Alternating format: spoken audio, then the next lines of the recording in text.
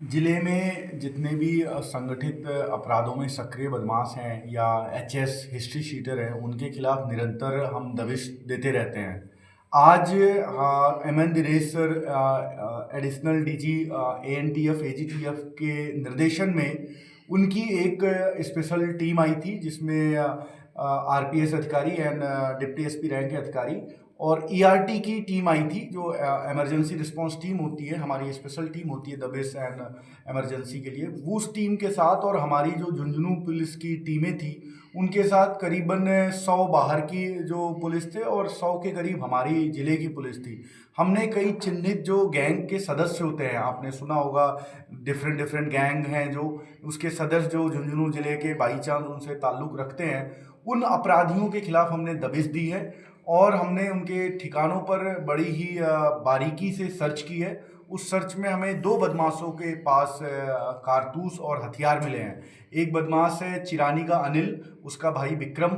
विक्रम के पास हमें 28 कारतूस मिले हैं और दूसरा बदमाश है संजय उर्फ बचिया, उसका भाई है निथिलेश जो पपूरना का है। दोनों थाना केतड़ी इलाके के बदमाश हैं।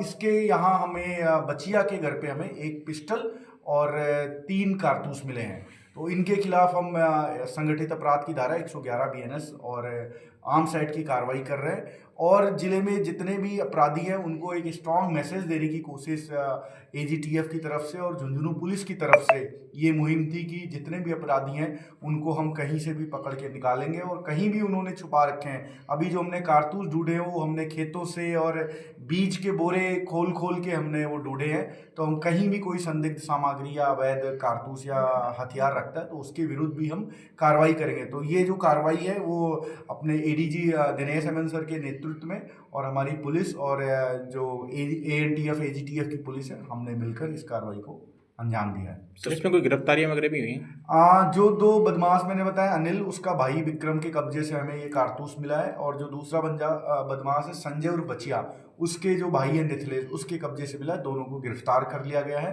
अन्य जो आरोपी हैं उनको भी हमने डिटेन किया है, जो सूरजगढ़ इलाके के हों या वो हम आपको लिस्ट दे देंगे, उनको भी हमने डिटेन किया, पूछताछ चल रही है। बट मुकदमे हमने 2 मुकदमे आर्म्स एक्ट के बनाए हैं।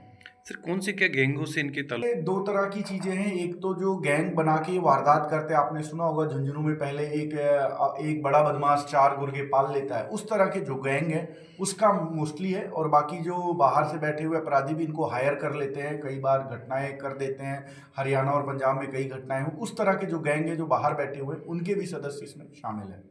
घटना की आशंका ऐसा हम अभी अनुसंधान चल रहा है, बट मोस्ट प्रोबेबली ये क्या है, बदमाश हैं, हथियार लेकर घूमते हैं और भय व्याप्त करने की कोशिश करते हैं, तो उनको हमने कब्जे में लिया है। युवाओं माध्यम से और स्पेशली आपके ही माध्यम से फिर से अपील करना चाहूँगा, हमारी टीम लगातार एक्टिव, अगर कोई भी इनके संपर्क में आता है उसको भी हम उतना ही जिम्मेदार बनाएंगे जितना ही है। तो युवाओं से यही अपील है कि ये दुनिया छोड़कर और कुछ रोजगार पढ़ाई लिखाई पे ध्यान दो। शेखावाटी हमेशा से फेमस रहा है, आप सभी हमें बताते हो कि यहाँ के लोग पढ़ लिख कर सरकारी नौकरियों में फौज में जाते हैं।